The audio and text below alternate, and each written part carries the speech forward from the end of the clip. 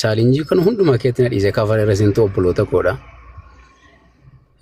Sanas haa ta'u kanasi an dhuguma lola kallattii garaagaraatiin irra jira yoo xiqqaate karaa 4-5 please na hubadhaa jechuun barbaada namoonni sagalee koo dhagaa jirtan.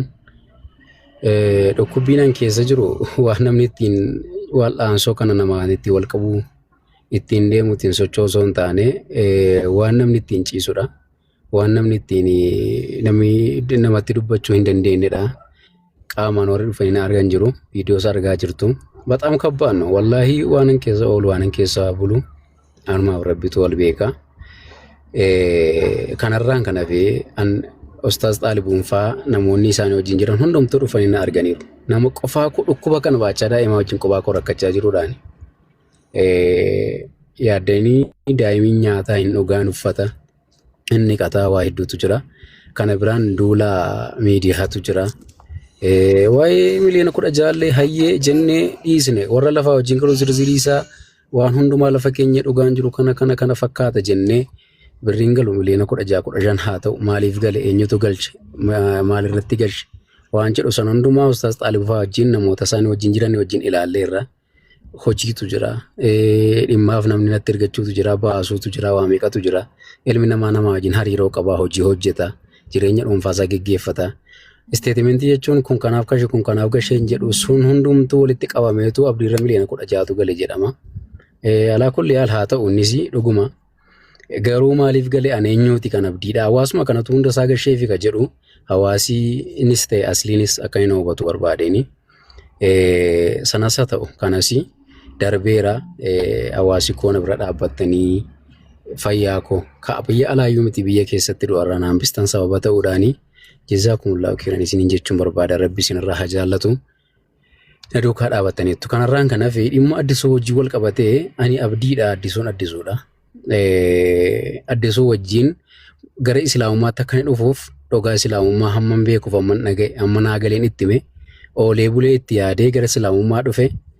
Kanarraan kana fi gaafanni deemus immoo ustaas Xaalibuu wajjin amma danda'ame ittimne isaan biraa hafeelle qorra keessa taa'ee dhukkuba kana angogaan koo haaraadha qorrallee ho'allee hin danda'u baay'een gorsaa ture kan namarratti ka'u ilma namaati eessas dhaqe eessas kun jira kanarraan kana fi islaamummaa kanan fakkaatu kanaafan poosti godhe islaamummaa musliimummaa dhe islaamummaan qulqulluudha musliimni garuu dogoggoruu danda'a akka nama dogoggore jechuudha dogoggoruu danda'a nama gatii ta'ee fi wal hubachuu dhiisuu mala kanarraan kana fi nun islaamummaa kan fudhanneef nama gabbaruuf osoo hin taanetti rabbiin gabbaruuf nama hundi yoo nu jibbee islaamummaa keenya nurraa fudhachuu hin danda'u islaamummaa kun hosinii deebise jedhe islaamummaa namatu nuu kenne miti namatu nu harkaa fudhatas miti waa'in islaamummaa keenya nurraa fudhachuu hin danda'u islaamummaa kun hosinii deebise jedhe waa'in addisuuma ilaallata.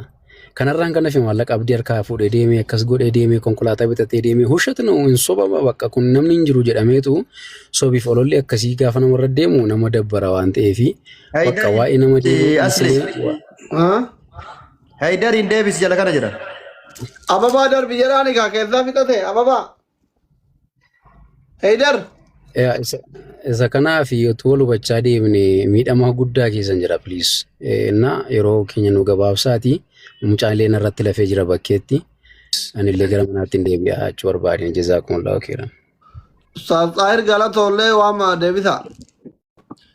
Eshi mi'uutu godhadhu eshi takkatu Ustaaz Xaalibuu qofa barbaanne si geggeessine abdii kiyya akka nama kana booda dubbiin kee kun akka itti goolabamutti. Maamilli ta'e Haydar.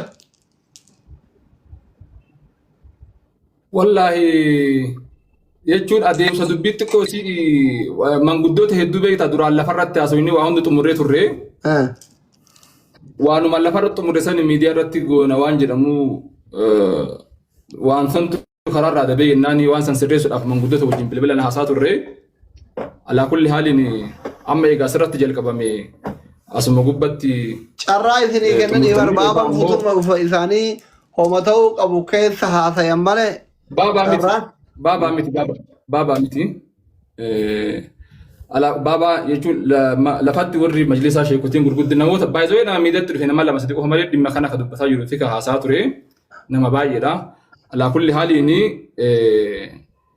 ani jalqabarraa kaasee dubbiin kun osoo laallamee takka asumarratti illee haa ta'u takka miidiyaarratti illee haa ta'u hundee dubbiin tun laallamtee garaan sii banamtee mallaqni maqaa kiyya itti na badallee maaliif akkamitti akka inni akkaawuntii kanarratti galchee anis ragaa namaa ragaa waraqaadhaa qaba saniif gaafa ustaaz Xaalibuun wantaa jedhan san xiqqoo si qirna jedhee keessan haasaa turre alaa kulli haalli haa deebinu deebaa waliin jennee dhufnee ani akka hundattuu gara hundaanuu waan hawaasni shafaafanaasaniin fedhini yaati. Shafaafanaasanii alaa kulli haalini shafaafana yoo fedhini illee ustaaza dubbiin akkana ummanni hattuu naan jedhaara birrii tana sukkaaraan dawaan biti ayina kennanii jette keessa baatee oyfii gaafattagaa dheessinaan amma namni anuyyuu zannii bade abaadarillee gabbo yaatillee gabbo bakka jarri kun mallaqa nuti mucaa yaaluuf ummanni guure qarxam goree nyaatitti ni jedhe sammuun tiyya kafiifa wal jala utaasanii gidee gabbuutan mileesile ustaazni jala kana jiran amma komentii namoota guguddaa asirraa isin argaa jira ummata dhiisa booda gideen sheekonni guguddaan jirre waan feetan waliin jettan amma istahii waan jedhamu jira afaan arabaati saalfadha eeka hiriyoota abboota keessaniitu asirra jira waan hin taane barreessina ustaaz Xaalibuu nu barbaada amma ustaaz Xaalibuu barbaada ايدر شيخ عبد الرحمن البلبلي استاذ عبد الرحمن البلبلي اسي ادي بنيتي مجان كو لنا الكبار جارا ومن اللي كانت تلميتها لا ما كانوا كبار اما وليد ولدني دفاجرني هيدر دولي في طاير اللي دولي في تفكاتا نفاجئ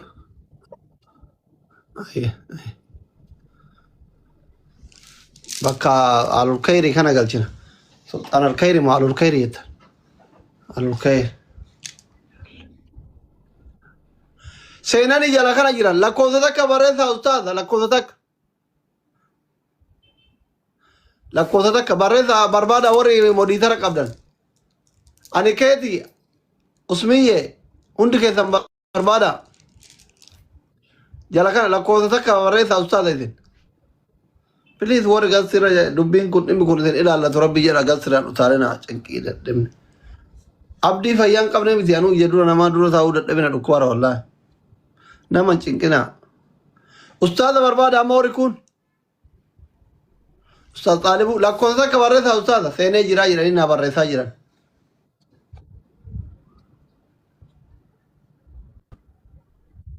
timi asli yoo san mul'atan yoo bayanii deebi'anii jala laayivii jala bayaa deebi'aa jedhin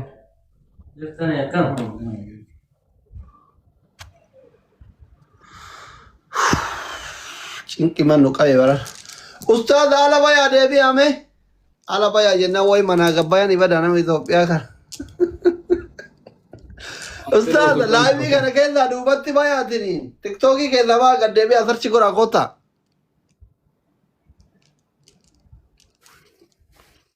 yookaan ammoo bakka isaanii haga isaan dhufaniif baabaa sheeriyaadiitti yookaan doktoratti waan ta'eeti. Laa isaan dubbii harkaa qabu isaan qo'a. Baabaan ammayyuu dubbii nu harkaa dheeressanii uummata dadhabsiisa. Anaas hin jedhanii sime dubbiin tun ustaaz Xaalibuun eegalamtee isaan tuqaaf durallee waa hedduu fudhatee manguddummaa faamilii abdii mana keessallee isaantu fudhatee isaanuma irratti dhiifnee baabaan faanti irratti haa qabaniif. Akkam jettan baabaa? jiranii silkii biraan muhiitu godhate tare yara kenna sheekota Renjirun sa obsi asli isi. Xaalibuu barbaada. Warra komentii hummeetti ko suuta deemaa obboleeyyan kiyya suuta deemaa inni qabda waa hundaafu suuta jaa warri komentii. Warri komentii nama walitti kaasu barra. Ustaaz Xaalibuu jala kana hojii jiraatan lakkoofsa tokko barreessaa please. Ma ababaa kennuun beeyne malee balleen cafaa keessaa qaban isaan sila ababaa hiikuu hin argina.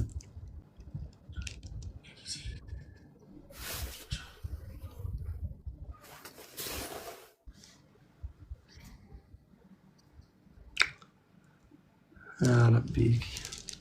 Abdurrahim bakka bu'anii haga isaan deebi'anii yoo itti deemanoo.